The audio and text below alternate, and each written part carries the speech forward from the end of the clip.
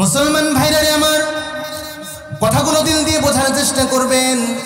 60 থেকে 70 বছরের হায়াতের জিন্দেগি নিয়ে আমরা পৃথিবীতে আগমন করেছি।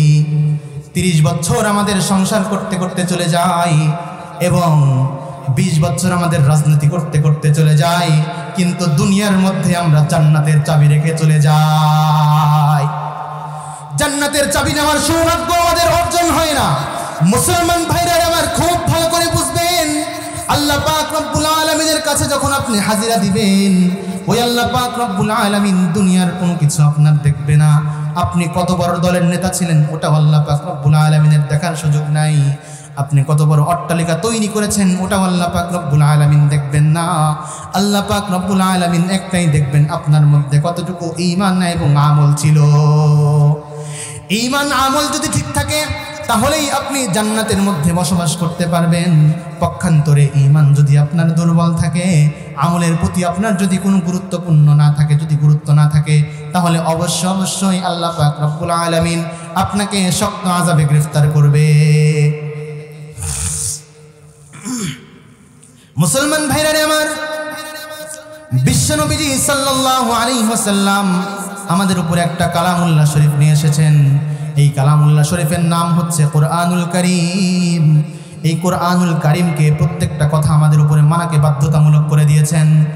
মুসলমান ভাইরা আমার কথাগুলো বোঝার চেষ্টা করবেন। আল্লাহ পাকের কালামুল্লাহ শরীফের মধ্যে যেই কথাটা বলেছে, ইন্নাল্লাহা ইউহিব্বুত তাওয়াবিন ওয়া ইউহিব্বুল মুতাতাহহিরিন। আল্লাহ পাক রব্বুল আলামিন বলেছে, ও আমার পৃথিবীর বান্দারা, তোমরা যদি জান্নাত অর্জন করতে চাও, জাহান্নামকে যদি পিছনে ফেলে রাখতে চাও, জাহান্নামকে যদি বয়কট করতে চাও, জান্নাত যদি অর্জন করতে চাও, তাহলে দুনিয়ার কোনো কিছু অর্জন করলে তোমাদের জান্নাত লাভ হবে না। তোমাদেরকে একটা মাত্র কাজ করতে হবে, সেটা হচ্ছে পূর্বের যত গুনাহ আছে, ইন্নাল্লাহা ইউহিব্বুত তাওয়াবিন, সকল গুনাহ থেকে তোমাদেরকে তাওবা করতে হবে এবং আল্লাহ পাক রব্বুল আলামিনের কাছে ফিরে আসতে হবে। তাহলেই আল্লাহ পাক রব্বুল আলামিনের কাছে সব থেকে গ্রহণযোগ্য বান্দা তুমি হয়ে যাবে। জোরে বলেন সুবহানাল্লাহ। মুসলমান ভাইরা আমার কথাগুলো বোঝার চেষ্টা করবেন। রব্বুল আলামিন এত বড় সুসংবাদ আমাদেরকে দিয়েছেন, এত বড় সংবাদ আমাদেরকে দিলেন। এই সংবাদটা যদি আমরা গ্রহণ করতে না পারি, এই সুসংবাদের অন্তর্ভুক্ত যদি আমরা নিজেদেরকে করতে না পারি, খোদার কসম করে বলি, ওই আল্লাহ পাক রব্বুল আলামিন হাসরের ময়দানে আপনাকে চিনবে না। আমার বন্ধুগণ খুব ভালো করে বুঝবেন, জাহান্নামের ফেরেশতারা যখন কবরস্থানের মধ্যে আপনাকে দাখিল করা হবে, ওই কবরস্থানের মধ্যে আপনাকে বলবে, মার রব্বুকা, তোমার রবকে। আপনি যদি সুন্দর করে উত্তর দিতে পারেন রব্বি আল্লাহ, আপনি যদি উত্তর দিতে পারেন আমার রব হলো আমার আল্লাহ, 2 নম্বর প্রশ্ন করবে, ওয়ামান দীনুকা, তোমার দিন কি ছিল? আপনি যদি ঈমানদার হয়ে থাকেন আপনি বলবেন আদ-দীনিয়াল ইসলাম, আমার দিন ছিল ইসলাম। আপনি যদি উম্মতে মুহাম্মাদি এবং সৎ কাজ করে থাকেন, যদি মুহাম্মদুর রাসূলুল্লাহ সাল্লাল্লাহু আলাইহি ওয়াসাল্লামের কাজ করে থাকেন, তার সুন্নত অনুযায়ী যদি নিজেদের জীবনকে পরিচালনা করে থাকেন, তাহলে আপনি অটোমেটিক উত্তর দিতে পারবেন, হাদা নবিয়ুনা মুহাম্মাদিন সাল্লাল্লাহু আলাইহি ওয়াসাল্লাম। মুসলমান ভাইরা আমার কথাগুলো দিল দিয়ে বুঝবেন। পয়গম্বর এমন সুযোগ আমাদেরকে দিয়েছেন, তওবা করলে আল্লাহ পাক রব্বুল আলামিন অধিক মহব্বত করবেন।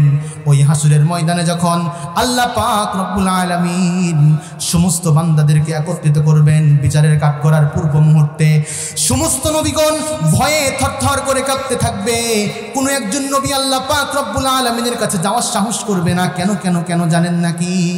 কারণ ওই দিন আল্লাহ পাক রব্বুল আলামিন সব থেকে বেশি রাগান্বিত অবস্থায় থাকবে, সব থেকে বেশি ক্রোধান্বিত অবস্থায় থাকবে।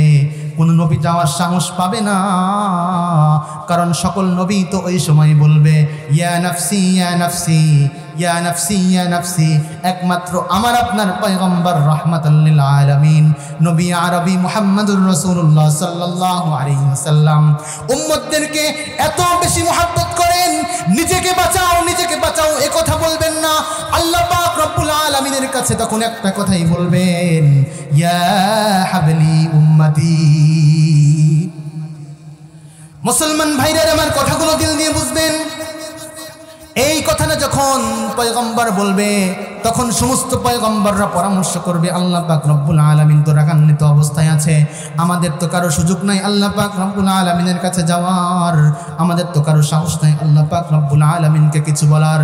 সুতরাং চলো চলো আমরা সবাই যাই নবী মুহাম্মাদের কাছে যাই। নবী মুহাম্মাদের কাছে গিয়ে যদি আমরা রিকোয়েস্ট করতে পারি, আমরা যদি আবদার করতে পারি, তাহলে হয়তো নবী মুহাম্মদ আমাদের পক্ষ থেকে আল্লাহ পাক রব্বুল আলামিনকে বিচার শুরু করতে বলবে। এই কথা সকল নবী পরামর্শ করবেন। পরামর্শ করার পরে বিশ্বনবীজি সাল্লাল্লাহু আলাইহি ওয়াসাল্লামের কাছে সকল নবীগণ একত্রিত হবেন। সকল নবীগণ যখন বিশ্বনবীজির কাছে যাবেন, বিশ্বনবীজি সাল্লাল্লাহু আলাইহি ওয়াসাল্লামের কাছে বলবেন, ওগো পয়গম্বর শুনেন, ওগো পয়গম্বর শুনেন, আজকে আল্লাহ পাক রব্বুল আলামিনের কাছে যাওয়ার মতো সাহস আমাদের কারো নাই। সুতরাং আপনিই একমাত্র আছেন যেই মানুষকে দেখে আল্লাহ পাক রব্বুল আলামিন কোনোদিন রাগান্বিত হবেন না। মুসলমান ভাইরা আমার কথাগুলো দিল দিয়ে বুঝবেন। বিশ্বনবীজি সাল্লাল্লাহু আলাইহি ওয়াসাল্লাম ঠিক তখনই এক মুহূর্ত দেরি করবেন না, আল্লাহ পাক রব্বুল আলামিনের কাছে রওনা হয়ে যাবেন। জোরে বলেন সুবহানাল্লাহ।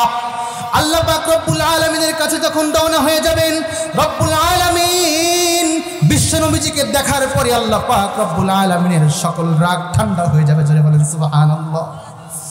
বিশ্বনবীজিকে দেখার পরে আল্লাহ পাক রব্বুল আলামিন একটা মুচকি হাসি দিবেন, কুদরতি হাসি। বিশ্বনবীজি সাল্লাল্লাহু আলাইহি ওয়াসাল্লাম যখন গিয়ে বলবেন, ওগো আল্লাহ, সকল পয়গম্বর এসেছে, সকল উম্মত এসেছে, দয়া করে আপনি আর রাগান্বিত থাকেন না, আপনি দয়া করে বিচার কার্যটা শুরু করে দেন। মুসলমান ভাইরা আমার কথাগুলো দিল দিয়ে বুঝবেন। এ কথাটি যখন পয়গম্বর আল্লাহ পাক রব্বুল আলামিনকে বলবেন, আল্লাহ পাক রব্বুল আলামিন বলবেন, ওগো পয়গম্বর আর আপনাকে বলতে হবে না, যান যান যান, আমি এখন থেকেই আমি বিচার কার্য শুরু করব এবং বিশেষ করে আপনার উম্মতদেরকে ধারাই আমি বিচার শুরু করব। জোরে বলেন সুবহানাল্লাহ। এজন্য এই নবী আমাদেরকে এত বেশি মুহাব্বত করেন, যেই মুহাব্বতের কোনো সীমা নাই। মুহতারাম হাজিরিন, এখন যদি আমরা তাওবা করি আমাদের লাভটা কি জানেন? একটা দৃষ্টান্ত দিয়ে আপনাদেরকে বুঝিয়ে দেই। আল্লাহর নবীর প্রিয় সাহাবী সালাবাতুল আনসারী রাদিয়াল্লাহু তাআলা আনহু আল্লাহর নবীকে অনেক বেশি মুহাব্বত করেন, আল্লাহর নবীও তাকে মুহাব্বত করে। এই পৃথিবীতে যত সম্পর্ক এসেছে সব থেকে বেশি সম্পর্ক হচ্ছে নবী এবং সাহাবায়ে কেরামের মুহাব্বত। জোরে বলেন সুবহানাল্লাহ। নবী এবং সাহাবীদের সম্পর্ক পৃথিবীর শ্রেষ্ঠ সম্পর্ক। এরকম সম্পর্ক ইতিপূর্বে কোন নবীর উম্মত তার নবীকে করতে পারে নাই। একমাত্র বিশ্বনবীর সাহাবী বিশ্বনবীকে যত বেশি মুহাব্বত করতেন। মুহতারাম হাজিরিন, সালাবাতুল আনসারী রাদিয়াল্লাহু তাআলা আনহু নবীজি সাল্লাল্লাহু আলাইহি ওয়াসাল্লাম তাবুকের যুদ্ধের সময়, খুব ভালো করে বুঝবেন কথাটা বন্ধুগণ, খুব ভালো করে বুঝবেন। আমার মা বোনরা যারা আছেন তাদেরকেও বলতেছি, কথাটা শোনেন, আপনাদের জীবনকে বদলে দিতে পারে এই কথাটা। মুসলমান ভাইরা আমার কথাগুলো দিল দিয়ে বুঝবেন। আল্লাহর রাসূলের সাহাবী সালাবাতুল আনসারী রাদিয়াল্লাহু তাআলা আনহু, সালাবাতুল আনসারী রাদিয়াল্লাহু তাআলা আনহুকে রাসূলুল্লাহ সাল্লাল্লাহু আলাইহি ওয়াসাল্লাম ডাকলেন এবং সালাবাতুল আনসারীর একজন বন্ধু ছিল নাম সাঈদ রাদিয়াল্লাহু তাআলা আনহু, তাকেও ডাকলেন। সালাবাতুল আনসারী রাদিয়াল্লাহু তাআলা আনহু নবীজি সাল্লাল্লাহু আলাইহি ওয়াসাল্লামের কাছে চলে আসলেন এবং সাঈদও সঙ্গে চলে আসলেন। সালাবাতুল আনসারী রাদিয়াল্লাহু তাআলা আনহুকে বলতেছে, ও সালাবা, আমি তোমার ভাই সাঈদকে নিয়ে তাবুকের যুদ্ধে যেতে চাই, বিনিময়ে তুমি একটা কাজ করবা। সেই কাজটা হচ্ছে সাঈদ রাদিয়াল্লাহু তাআলা আনহুর যে পরিবারটা আছে এই পরিবারটার দেখাশোনা তুমি যুদ্ধে থাকাকালীন সময় পর্যন্ত করবা। এই কথাটি যখন নবীজি সাল্লাল্লাহু আলাইহি ওয়াসাল্লাম সালাবাকে বললেন, সালাবা বিষয়টা আমানত হিসেবে গ্রহণ করলেন। আমানত হিসেবে গ্রহণ করার পরে বিশ্বনবীজি সাল্লাল্লাহু আলাইহি ওয়াসাল্লাম সাঈদ রাদিয়াল্লাহু তাআলা আনহুকে নিয়ে যুদ্ধের ময়দানে চলে গেলেন। মুসলমান ভাইরা আমার খুব দিল দিয়ে কথাটা বোঝার চেষ্টা করবেন। হতে পারে আল্লাহ পাক রব্বুল আলামিন এই কথার ধারায় আপনার আমার নাজাতের উসিলা বানায় দিতে পারে। হতে পারে আজকের মাহফিলের ধারা এমন কিছু কথা আপনার দিলের ভিতরে লেগে যেতে পারে যেই কথার ধারা আল্লাহ পাক রব্বুল আলামিন আপনাকে আপনার জীবনের সমস্ত গুনাহগুলোকে ধুয়ে মুছে পরিষ্কার করে দিতে পারে। বিশ্বনবীজি সাল্লাল্লাহু আলাইহি ওয়াসাল্লাম সাঈদ রাদিয়াল্লাহু তাআলা আনহুকে নিয়ে জিহাদের ময়দানে চলে গেলেন। এদিকে সালাবা রাদিয়াল্লাহু তাআলা আনহুর কাছে তার স্ত্রীর দায়িত্ব দিয়ে গেলেন। সালাবা রাদিয়াল্লাহু তাআলা আনহু একদিন বাজার করতে গেলেন। বাজারে তা সাঈদ রাদিয়াল্লাহু তাআলা আনহুর স্ত্রীর জন্য বাজার করলেন, ব্যাগ ভর্তি বাজার করে নিয়ে আসলেন। মুসলমান ভাইরা আমার কথাগুলো দিল দিয়ে বুঝবেন। সাঈদ রাদিয়াল্লাহু তাআলা আনহু বাজার করে যখন সালাবা রাদিয়াল্লাহু তাআলা আনহু যখন বাজার করে সাঈদ রাদিয়াল্লাহু তাআলা আনহুর বাসার নিকটে আগমন করলেন। সাঈদ রাদিয়াল্লাহু তাআলা আনহুর স্ত্রী বাজারটা নেওয়ার জন্য যখন হাত বাড়াইলেন, সালাবা রাদিয়াল্লাহু তাআলা আনহুর অন্তরের মধ্যে তখন শয়তান প্রলোভন দিল। কি প্রলোভন বন্ধুরে আমার, খুব ভালো করে বুঝবেন। সালাবাকে বলল, ও সালাবা, এত সুন্দর স্ত্রী তুমি দেখছো নাকি? সালাবা রাদিয়াল্লাহু তাআলা আনহু সঙ্গে সঙ্গে কোনো দিকে না তাকাইয়া নিজের খাহিসাতে নফসকে পূরণ করার জন্য সাঈদ রাদিয়াল্লাহু তাআলা আনহুর স্ত্রীর হাত ধরে ফেলল। হাত ধরার সঙ্গে সঙ্গে সাঈদ রাদিয়াল্লাহু তাআলা আনহুর স্ত্রী ছিল তাকওয়াবান, মুত্তাকি, পরহেজগার। সাঈদ রাদিয়াল্লাহু তাআলা আনহুর স্ত্রী সালাবাকে ডাক দিয়ে বলে, আরে সালাবা, এটা তুই কি করলি? বিশ্বনবীজি তো তোর কাছে তো আমাকে আমানত দিয়ে গেছে, সুতরাং তুই তো আমানতের খেয়ানত করতে পারিস না। আজকে যদি তুই আমানতের খেয়ানত করিস, আজকে যদি তুই গুনাহ করে বসিস, তাহলে কঠিন কিয়ামতের ময়দানে আল্লাহ পাক রব্বুল আলামিন তোকে জাহান্নামে দিয়ে দিবে। মুসলমান ভাইরা আমার কথাগুলো দিল দিয়ে বুঝবেন। সালাবা রাদিয়াল্লাহু তাআলা আনহু এই কথাটা শোনার পরে সঙ্গে সঙ্গে হাতটা ছেড়ে দিলেন এবং এক দৌড় দিয়ে সেখান থেকে বের হয়ে গেলেন। এবং উনি নিজে নিজে অনুশোচনা করতে লাগলেন যে হায়, আমি কি করে ফেলেছি? আমি তো রাসূল সাল্লাল্লাহু আলাইহি ওয়াসাল্লামের ওয়াদা খেলাফ করে ফেলেছি, আমার তো মনে হয় কোনো মুক্তি নাই। সঙ্গে সঙ্গে দূর পাহাড়ে চলে গেলেন এবং পাহাড়ে চলে গিয়ে তিনি আল্লাহ পাক রব্বুল আলামিনের দরবারে মোনাজাত করা শুরু করলেন এবং আল্লাহ পাক রব্বুল আলামিনকে বললেন, রব্বুল আলামিন, দয়া করে মেহেরবানি করে কি আমাকে কি ক্ষমা করা যায় না? মুসলমান ভাইরা আমার, বিশ্বনবীজি সাল্লাল্লাহু আলাইহি ওয়াসাল্লাম জিহাদ থেকে চলে আসলেন। সাঈদ রাদিয়াল্লাহু তাআলা আনহু যখন বাসায় আসলেন, বাসায়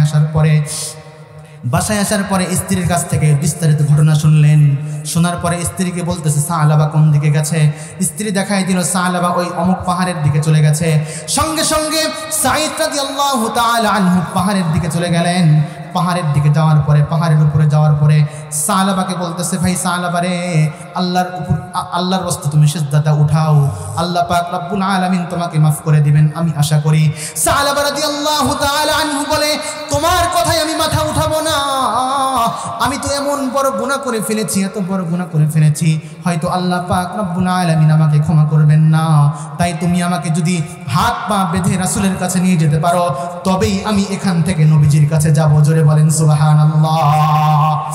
মুসলমান ভাইরা আমার, সাঈদ রাদিয়াল্লাহু তাআলা আনহু আবার বললেন, দরকার নাই, এমনি তোমাকে নিয়ে যাই নবীজির দরবারে, তুমি চলো।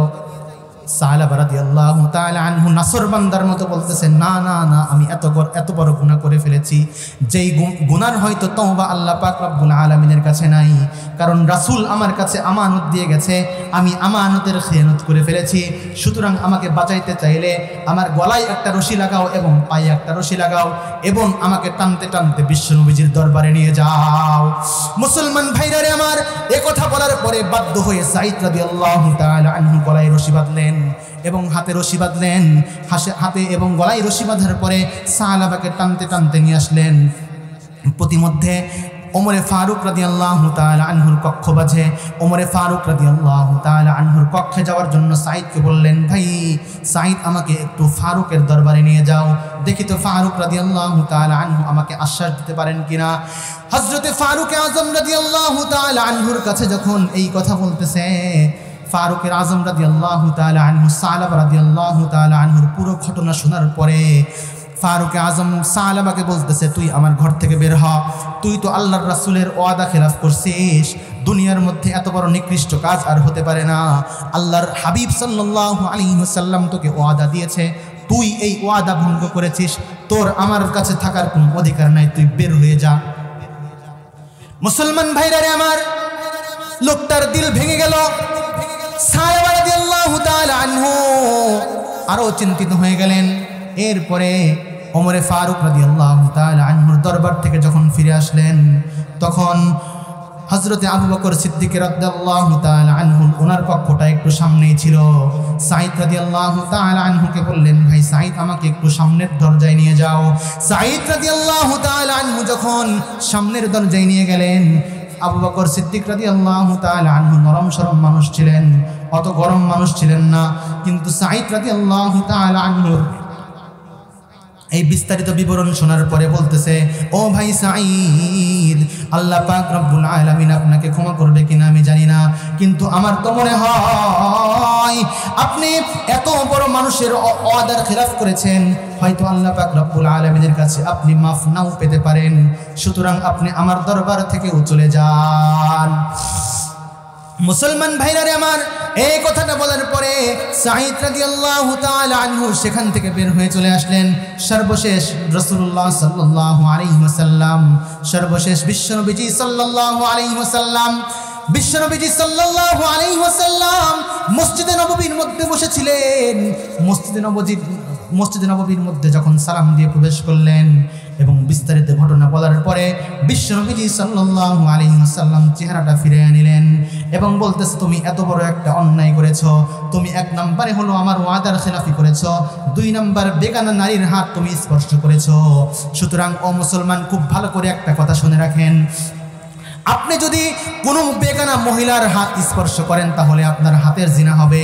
আপনি যদি চোখ দিয়ে কোনো বেগানা নারীর দিকে তাকান তাহলে আপনার চোখের জিনা হবে।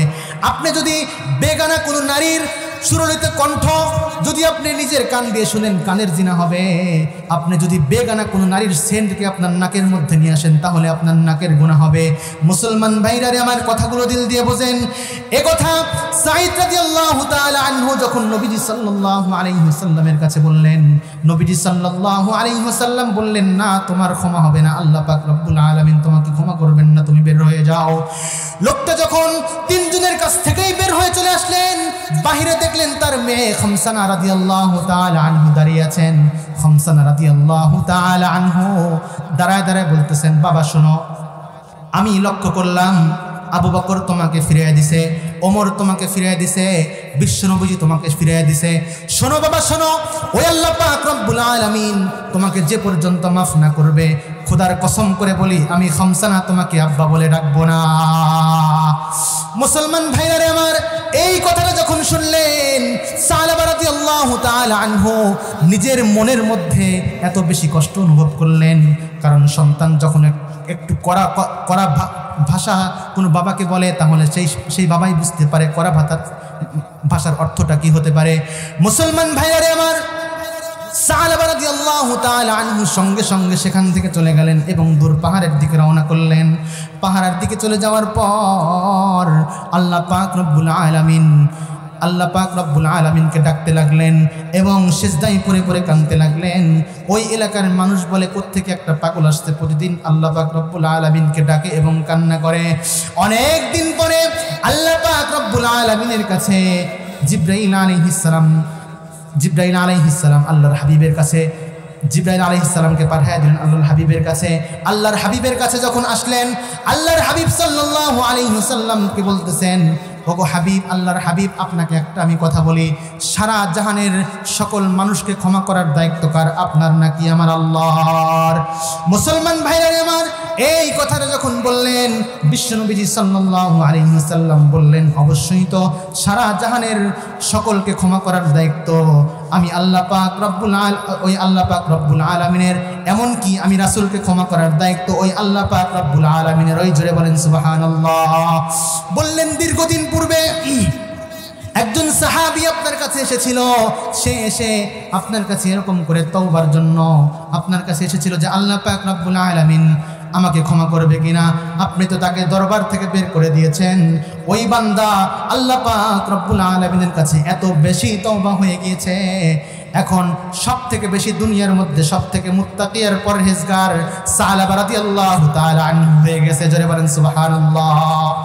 মুসলমান ভাইরা আমার, বিশ্বনবীজি সাল্লাল্লাহু আলাইহি ওয়াসাল্লাম তখন সাহাবায়ে কেরামকে পেশ করলেন।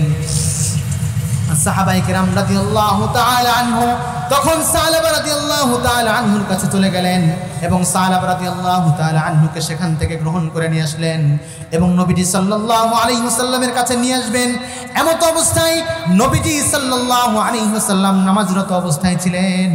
নামাজ পড়তে পড়তে যখন বিশ্বনবীজি সাল্লাল্লাহু আলাইহি ওয়াসাল্লাম নামাজে তেলাওয়াত শুরু করেছেন, তেলাওয়াত করার সময় বিকট আওয়াজ দিয়ে সালাবা রাদিয়াল্লাহু তাআলা আনহু মাটিতে পড়ে গেলেন এবং সঙ্গে সঙ্গে জীবনের শেষ নিঃশ্বাস ত্যাগ করলেন। বিশ্বনবীজি সাল্লাল্লাহু আলাইহি ওয়াসাল্লাম সালাম ফিরানোর পরে সালাবাকে দেখতে আসছে, বলতেছে একটু পানি দাও তো চোখের উপর, দেখো তো বেঁচে আছে কিনা। সালমান ফারসি রাদিয়াল্লাহু তাআলা আনহু বলতেছে, ওগো পয়গম্বর, পানি দিয়ে লাভ নাই, সে দুনিয়া থেকে বিদায় নিয়ে চলে গেছে। সালাবা রাদিয়াল্লাহু তাআলা আনহু যে মেয়েটাকে রেখেছিলেন খামসানা রাদিয়াল্লাহু তাআলা আনহু, খামসানা রাদিয়াল্লাহু তাআলা আনহু মাটিতে লুটে পড়লেন। আমার ভাইজান খামসানা রাদিয়াল্লাহু তাআলা আনহু মাটিতে ঢলে পড়লেন। বিশ্বনবীজি সাল্লাল্লাহু আলাইহি ওয়াসাল্লাম খামসানা রাদিয়াল্লাহু তাআলা আনহুর কাছে গেলেন এবং খামসানা রাদিয়াল্লাহু তাআলা আনহুকে বললেন, খামসানা শোনো, আজকে তুমি তোমার বাবাকে হারাইছো, কিন্তু আমি একটা রত্নকে হারাইলাম। তোমার বাবা এত বেশি মকবুল হয়ে গিয়েছে আল্লাহ পাক রব্বুল আলামিনের কাছে যে সারা দুনিয়ার মধ্যে সব থেকে বেশি এখন মকবুল বান্দা হচ্ছে তোমার বাবা। মুসলমান ভাইরা রে আমার, সুতরাং খামসানা রাদিয়াল্লাহু তাআলা আনহুকে সান্ত্বনা দিয়ে বললেন, খামসানা শোনো, এখন তোমার বাবা যেহেতু দুনিয়ার থেকে চলে গেছে, আমি হলাম শ্রেষ্ঠ পিতা, আমি হলাম শ্রেষ্ঠ স্বামী, আমি হলাম শ্রেষ্ঠ জাতির শ্রেষ্ঠ নবী, বিশ্বনবী জনাবে মুহাম্মদুর রাসূলুল্লাহ সাল্লাল্লাহু আলাইহি ওয়াসাল্লাম। সুতরাং চিন্তার কোনো কারণ নাই, চিন্তার কোনো কারণ নাই। আজকের থেকে তোমার পিতা সালাবা চলে গেছে, আমি তোমার পিতার দায়িত্ব গ্রহণ করলাম। জোরে বলেন সুবহানাল্লাহ। মুসলমান ভাইরা আমার, আমি এখান থেকে বোঝাতে চেয়েছিলাম তওবার কি ফজিলত। আল্লাহ পাক রব্বুল আলামিনের কাছে যখন কোনো বান্দা তওবা করে এবং খাঁটি দিলে তওবা করে, গুনাহ আর করবে না এই চিন্তা করে যখন আল্লাহ পাক রব্বুল আলামিনের দিকে ফিরে আসে, তখন আল্লাহ পাক রব্বুল আলামিনের কাছে সব থেকে বেশি গ্রহণযোগ্য সেই বান্দা হয়ে যায়। যারা বলেন সুবহানাল্লাহ। মুহতারাম হাজিরিন, সুতরাং আজকের থেকে আমরা চিন্তা করব, আমরা এত সুন্দর আয়োজন করে মাহফিল করেছি, মাহফিলের মধ্যে আমরা মেহমানদেরকে দাওয়াত করে নিয়ে এসেছি। আমি আপনাদেরকে একটি কথাই বলতে চাই, এই মাহফিলটাকে কেন্দ্র করে যদি আমাদের নাজাতের কোনো কারণ না হয়, মনে রাখবেন এই মাহফিল সফল হবে না। কিন্তু এই মাহফিলকে কেন্দ্র করে যদি একটা ভাইও আল্লাহ পাক রব্বুল আলামিনের দরবারে ফিরে আসে, আল্লাহ পাক রব্বুল আলামিনের কাছে তওবা করে ফিরে আসে, তাহলে আল্লাহ পাক রব্বুল আলামিন সব থেকে বেশি খুশি তার প্রতি হয়ে যান। জয় বলেন সুবহানাল্লাহ। আসুন আমরা উপর দিক দুই হাত তুলে আল্লাহ পাক রব্বুল আলামিনের কাছে তওবা করি। সবাই দুই হাত উপর দিক তুলি। আস্তাগফিরুল্লাহ রব্বি মিন কুল্লি যামবি ওয়া আতুবু ইলাইহি লা হাওলা ওয়ালা কুওয়াতা ইল্লা বিল্লাহিল আলিয়্যুল আযীম।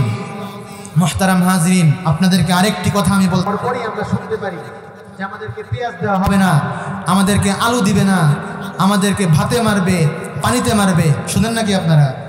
মোবাইলে ঢুকলে শোনেন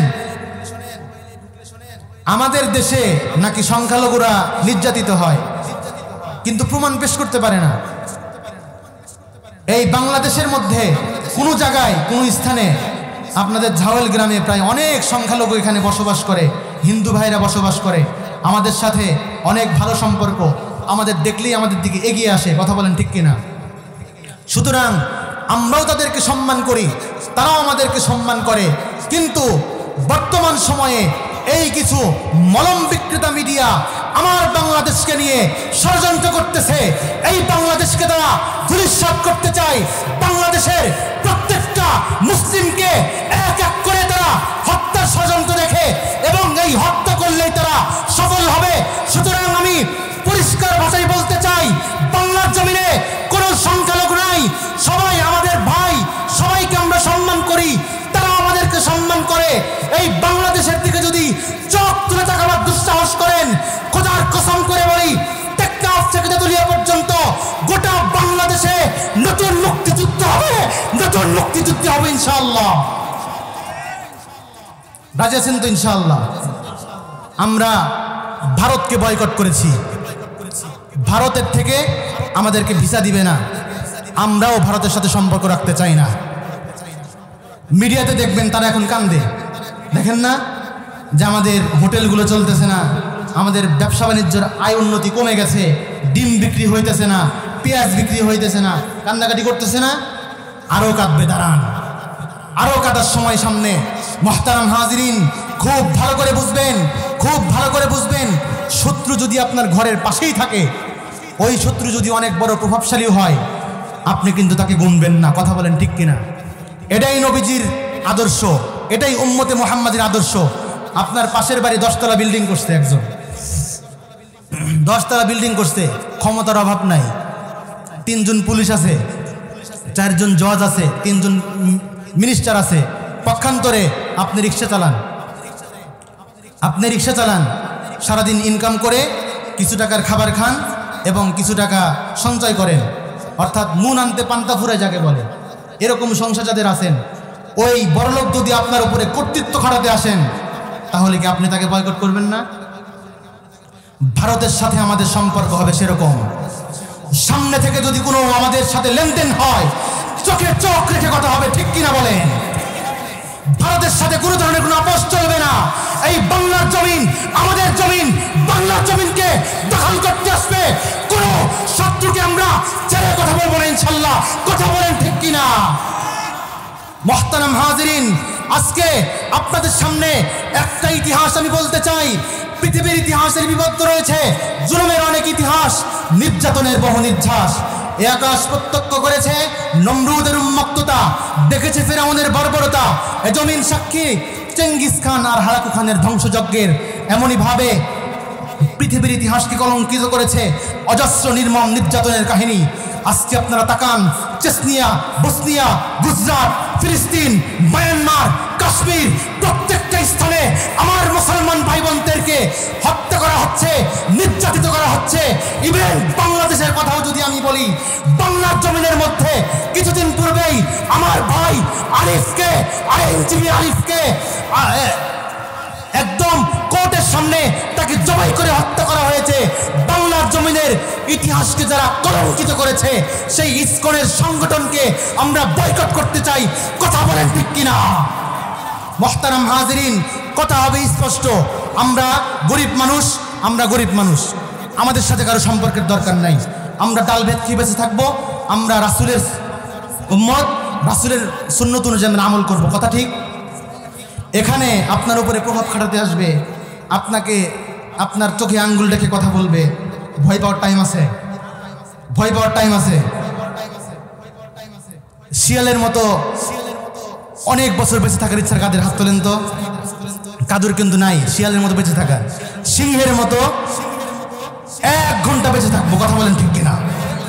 সিংহের মতো 1 ঘন্টা বেঁচে থাকবো, কাউকে বড় করার টাইম আমার নাই। আমার নবী একা মক্কা শরীফের মধ্যে পুরা মক্কায় বিপ্লব ঘটিয়েছেন, মদিনায় বিপ্লব ঘটিয়েছেন। আমার নবীর সাহাবায়ে কেরাম খালিদ বিন ওলীদ যেখানে পা রেখেছেন সেখানে বিজয় হয়ে গিয়েছে। সুতরাং আমরা সেই নবীর উম্মত, আমাদের কাউকে পরোয়া করার টাইম নাই। কথা বলেন ঠিক কিনা? মুহতারাম হাজিরিন, খুব ভালো করে বুঝবেন, আল্লাহ পাক রব্বুল আলামিন আমাদের সাথে আছেন। কোরআনে কারিমের স্পষ্ট কথা, লা তাহজান ইন্নাল্লাহা মা'ানা। সুতরাং আগামীর বাংলাদেশ হবে ইসলামের বাংলাদেশ। কথা বলেন ঠিক কিনা? আগামীর বাংলাদেশ হবে ইসলামের বাংলাদেশ। ইসলামী শব্দ ছাড়া কোনো দলকে আমরা ক্ষমতায় দেখতে চাই না। কথা বলেন ঠিক কিনা? যেই দলের সাথে ইসলাম যোগ করতে তারা ভয় পায়, সেই দলের কোনো ঠাঁই বাংলার জমিনে হতে পারে না। কথা বলেন ঠিক কিনা? খুব ভালো করে বুঝবেন, এটা বাংলার জমিন। এই জমিনে শাহজালাল মুজাদ্দিদ ইয়ামানি রাহমাতুল্লাহি আলাইহি এসেছিল, কিন্তু তৎকালীন গৌর গোবিন্দ আমার দেশকে দখল করার স্বপ্ন দেখেছিল। সেই গৌর গোবিন্দকে শাহজালাল মুজাদ্দিদ ইয়ামানি রাহমাতুল্লাহি আলাইহি ইয়ামান থেকে এসে তার কবর রচনা বাংলার জমিনে করেছে, সিলেটের মাটিতে করেছে। কথা বলেন ঠিক কিনা? খুব ভালো করে বুঝবেন কথাগুলো। কথা বলতে চাই না, কিন্তু আমাদেরকে মিডিয়াতে দেখবেন কিছু কিছু বলে যে বাঙালিরা তো ফকির, ওরা 2 ঘন্টা আমাদের সামনে টিকতে পারবে না, এরকম কথা বলে না? অত সহজ না, তোমাদের কেঁদে কেঁদে মরতে হবে, কথা বলেন ঠিক কিনা? মুহতারাম হাজরিন, আমি আর আলোচনা লম্বা করব না, আমার সময় ওভার হয়ে গেছে। পরিশেষে আপনাদেরকে যেই কথাগুলো বললাম, যেই ঈমান দীপ্ত কথা, এই ঈমান যদি আপনার মধ্যে লালন করেন, আপনি লা ইউমিনু আহাদুকুম হাত্তা আকুনা আহাব্বা ইলাইহি মিন ওয়ালিদিহি ওয়া ওয়ালাদিহি ওয়ান নাসি আজমাইন। আরে ভাই, জীবন তো আল্লাহ পাক রব্বুল আলামিন দিয়েছে, মৃত্যু নির্ধারিত সময়ই আল্লাহ পাক রব্বুল আলামিন রেখেছেন। আপনার যে হায়াতের জিন্দেগি আছে, আপনার হায়াতের জিন্দেগি থেকে একটু হায়াত অন্য কেউ দখল করার শক্তি রাখে না। আপনার হায়াত আপনার সাথেই থাকবে, এক ফুটা আপনার হায়াতের থেকে অন্য কারো শক্তি নাই আপনার হায়াত থেকে হায়াত ছিনিয়ে নিবে। সুতরাং ভয় করব আল্লাহকেই করব, দুনিয়ার কোনো শক্তিকে ভয় পাওয়ার টাইম আমরা মুসলমানদের নাই, কথা বলেন ঠিক কিনা? এজন্য আমি শেষ করে দিচ্ছি, আমরা সর্বশেষ আসুন আল্লাহ পাক রব্বুল আলামিনের যে এককবদ্ধ আমাদেরকে করতে বলেছেন, আলাইকুম বিল জামাআ, সকলকে এককবদ্ধ হওয়ার কথা বলেছেন, আমরা এককবদ্ধ হই এবং একসাথে উম্মতে মুহাম্মাদের খেদমতকে আমরা আঞ্জাম দেই এবং আমাদের এই দ্বীন ইসলামকে আমাদের যেন সংসদে আমরা বাস্তবায়ন করতে পারি, এজন্য আমরা দোয়া করি। নাসরুম মিনাল্লাহি ওয়া ফাতহুন করিব। আসসালামু আলাইকুম ওয়া রাহমাতুল্লাহি ওয়া বারাকাতুহু।